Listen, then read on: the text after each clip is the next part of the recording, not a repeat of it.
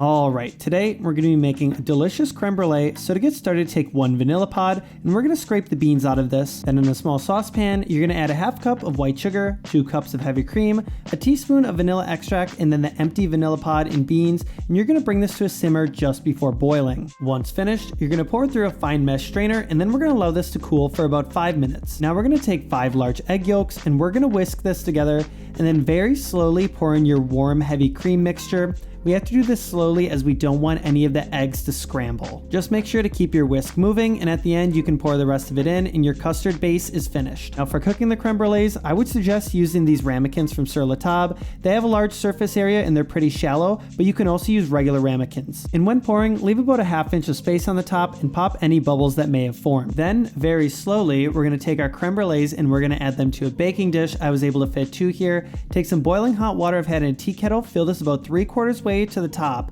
and then we're going to put this in a 325-degree oven for about 30 minutes until the tops have set but are still a little jiggly, as you can see when I'm pulling them out. Now we're going to immediately remove the creme brulees from the water using a metal spatula, put on a wire rack and let cool for at least an hour, and then at which point we are going to wrap in plastic wrap and refrigerate for at least 4 hours. It's at this point that we'll take out the creme brulee and add a couple teaspoons of white sugar, just enough to make it difficult to see the custard below, and then I'm going to take a torch and on a high flame torch this until you get that beautiful golden color. Now if you don't have a torch, you can take your oven, set it to broil, and add the creme brulees as close to the flame as possible. Final step is to refrigerate this for 45 minutes. It's just going to allow that custard below to stiffen up after torching it.